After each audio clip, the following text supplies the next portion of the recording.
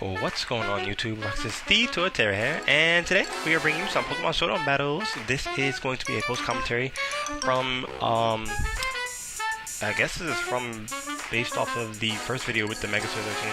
So this is actually a battle I had before the first battle, but I didn't record it, so I had it as a post commentary because it was a really good battle.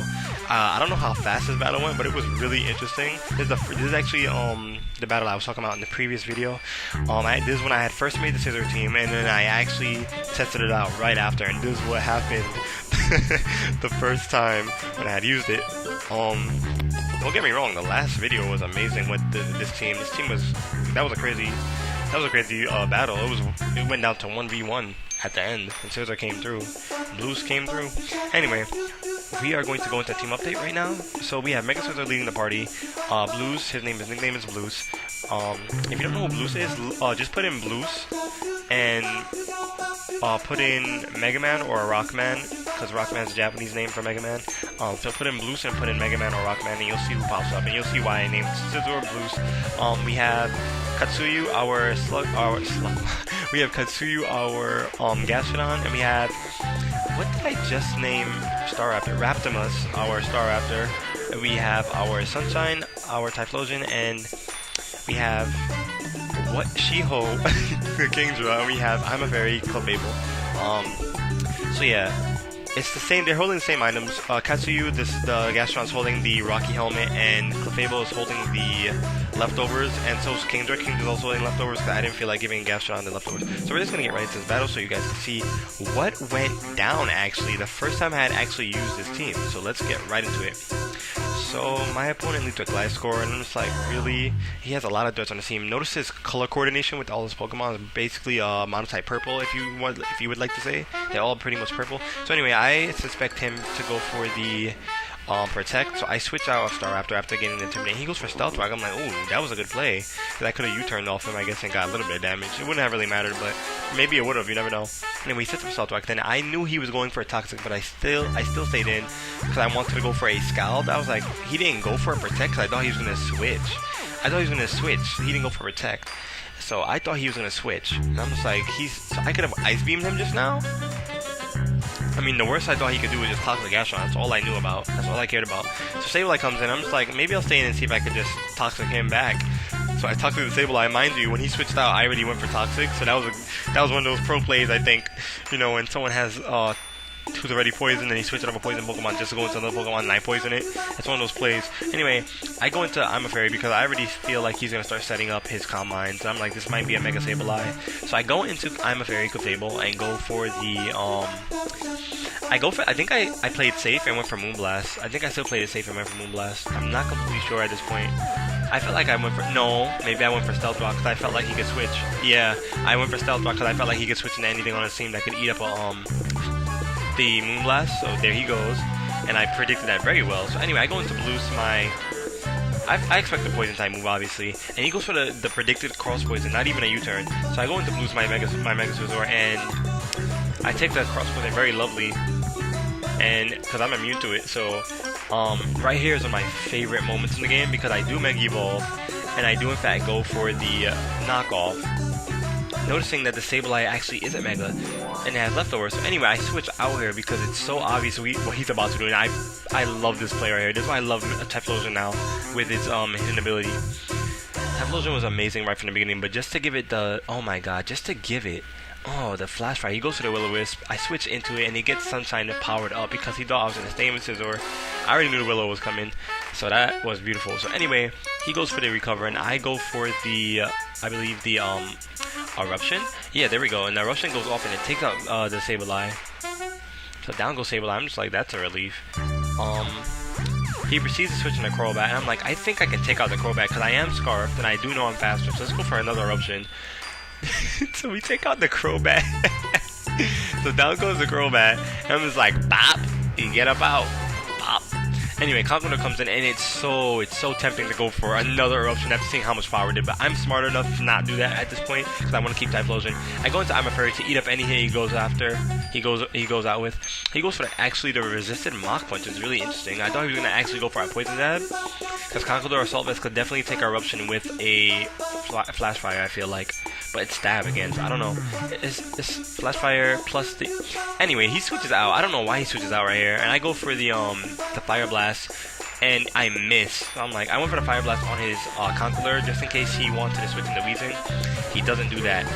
So he goes for a Shell Smash, actually. I'm like, why would you go for a Shell Smash? Do you have White Herb? He doesn't have White Herb because of the Stealth Rock. Which means if he doesn't have White Herb, he doesn't have Sash. If he doesn't have White Herb, he has Focus Sash. So I'm like, you don't have Focus Sash because I have Stealth Rocks up already. That's actually another reason why I put it up, for that reason, just in case. So anyway, he goes down with a Moonblast because he decreased his special defense, and Cloyster's special defense is booty right off the bat. So he goes into Weezing. I predict him to go for a Poison type move again. So I go into Blues, which is a really dangerous play because he can go for a Fire type move. And he does in fact get the Will-O-Wisp Vault. And I knew it so much. I was like, oh my god, I could have stayed in with Clefable because we have Magic Guard. Or I could have switched out and got that boost with Typhlosion and definitely wrecked him. I would have definitely wrecked that Weezing. Anyway, he goes in a Glide Score, and I'm just like, okay, let's go for a knockoff because he switches in, and I already knew he was going to switch. So right here, I'm regretting having Defog on because I'm like, if I had Swords Dance, I already predicted him to switch. So I could have went for a Sword Dance, but not neutral. I went for a knockoff. I went for something else because he's roosting, and I'm like, wait, Roost? Toxic. I'm like, Roost and Toxic. I go for Roost too, just to scout out what else he can do. So I know right now his moveset is Roost and Toxic. I'm like, he hasn't gone for Protect yet. What is this guy doing? And he goes for Earthquake. So I'm like, Roost, Toxic, Earthquake, Protect. Protect has to be the last move. That's all I can think of. So he's beginning to still get his Poison Heal off, and he has that 100% health. And I'm just like, alright. He goes for Earthquake again. I'm like, you really don't have another move, do you? So I'm like, alright, let's Roost up after the Earthquake and switch out now. I'm like, this is really weird, and I'm getting burned as the turns go on. So I'm like, if he goes for Earthquake, I can definitely avoid it with Staraptor. Or even my Staraptor, yeah. I was gonna say my Clefable as well, but we don't want to get Earthquaked yet. I want to see what his moveset is. So he goes for another Earthquake, of course, and we're immune to it. So I'm like, let's see what he does.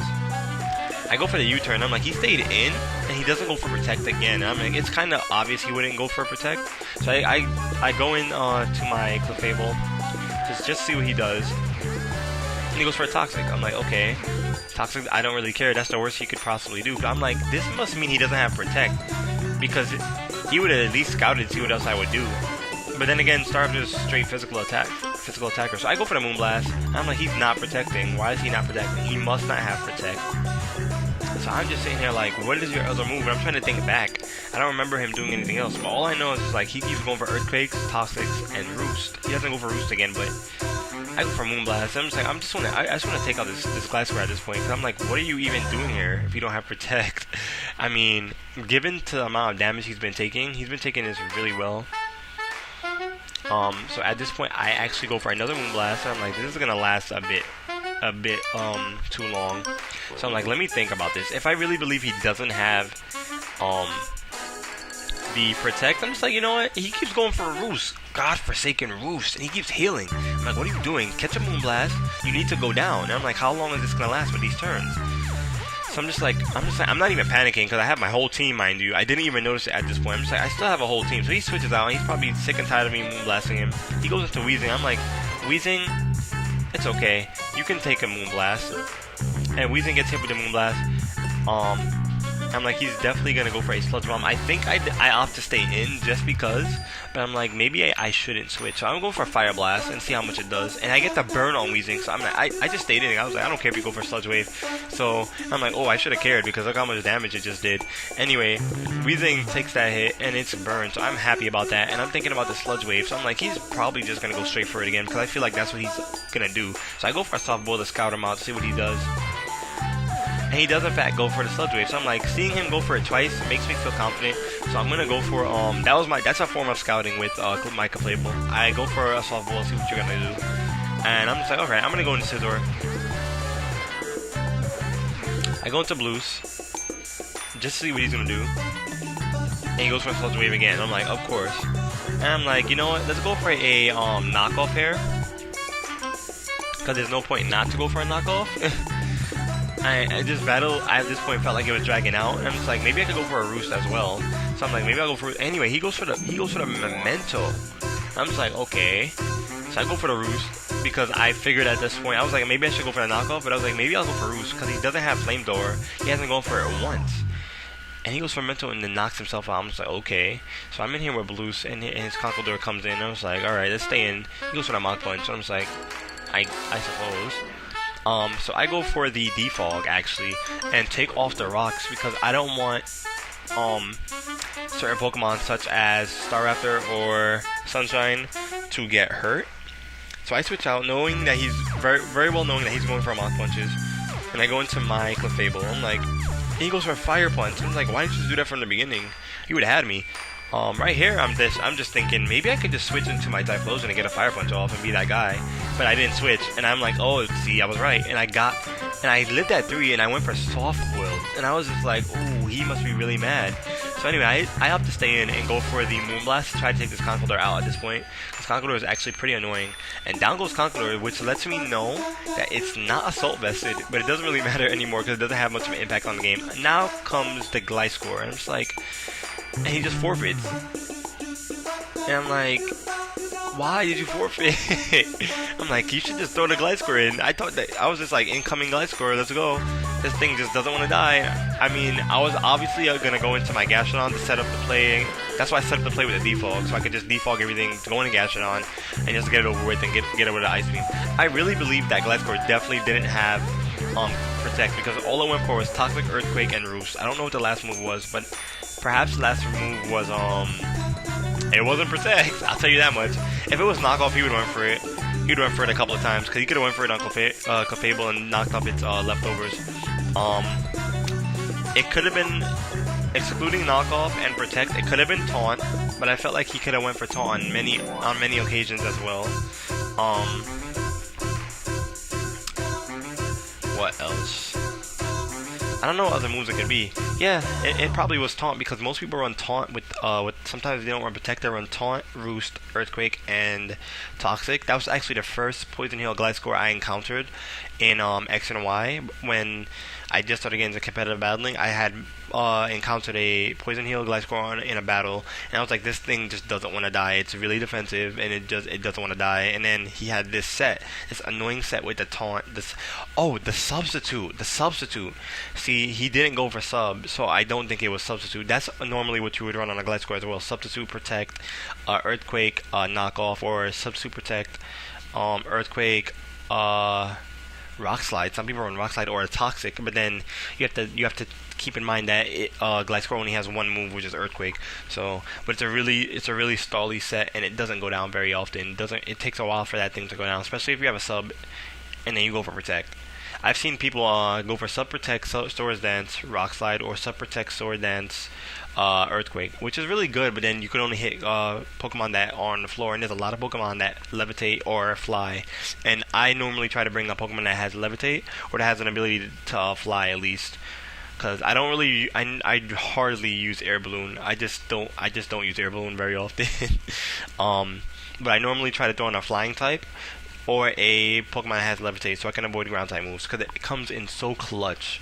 It comes in so clutch, as you saw in the first game with this team. You guys saw it. Ducking and weaving from that Diggersby. Anyway, let me not spoil it if you didn't see it. But with that, Mach Punch, I got a like button. Like it or break it, destroy it, do whatever you want with it. Just don't hit that dislike button, because it'll make me really, really sad. And you don't want to make people sad, because it's not nice. That's my only reasoning, because it's just not nice. So don't hit the dislike button.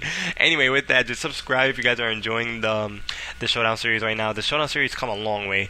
We're gonna actually have a LP on the channel very soon, due to votes on Twitter. So I'm gonna definitely try to start that LP very soon. I can't wait to start an LP, because I haven't done one in so long. I'm sure you guys know I haven't. I've only done the Platinum randomized Nuzlocke. Oh my god, I just want to do a Nuzlocke in general. I just want to do another Nuzlocke in general. But what makes it more exciting is the randomized part of it, because you just don't know what you're going to find. And then the teams that you make and how the game plays out afterwards, it's just not... It's like you play the game in the most unconventional way possible, which makes the game so fun, because even the trainers' Pokemon are supposed to be randomized. I don't think... And my randomizer there Yeah, no. The trainers Pokemon were randomized, but I felt like Team Galactic's Pokemon weren't randomized too much. They probably were, and I just don't remember. But I know definitely, I know damn sure that the Elite Four and the Champion were randomized because Cynthia's Pokemon, her very last Pokemon was mind-boggling. I was just like, why is it that Pokemon? I think that's exactly what I named that episode. Why is it that Pokemon? Look at me reminiscing. If you do want to watch the randomized Nuzlocke, the randomized Platinum Nuzlocke, I don't even know how to say it, but it's basically randomized Nuzlocke version of Pokemon Platinum version, and I went through it all the way to the end, and we finished it. So it was really fun. It was nerve wracking though. I made a lot of misplays. I destroyed some of my Pokemon. I remember the one Pokemon that stands out among them all is my Venusaur. Well, I don't remember what I named my Venusaur. I think I named the Soar. That's why I name all my male Venusaurs the Soar. He's the Soar. So I Lava Plume my Venusaur in a double battle right before Spirit Pillar, and I just now got my Bulbasaur trained up because I found a Bulbasaur. I think it's Halcyon Ruins, and I trained it up. And I off screen. I mostly grind off screen. I'm gonna try to get in the habit of doing grinding montages because you guys might want to see it. And I wind up having my Magmortar out, and it was a double battle right before Sky Pillar with Jupiter and Mars, I believe. Yeah, Jupiter and Mars, and I Lava Plumed with my Magmortar because of this tight situation I was in at the same time during the battle. I think that battle was it was weird. I thought I was gonna. There was one point in the Nuzlocke when I twice. I think it was on 2 occasions I was gonna lose the Nuzlocke, but anyway, I went for a Lava Plume, and I think I bopped the opposing side, and then I totally wrecked my Venusaur. I was like, oh my god, I forgot Lava Plume hits everything on the field, and I destroyed my regular Venusaur. I was gonna say Mega Venusaur. If I had Lava Plume my Mega Venusaur, if I had a Mega Venusaur in Gen 4, Mega Venusaur would have lived with the thick fat ability, so no. Anyway, let me get up out of here. I'm talking too much. Anyway, bye you guys. Bye!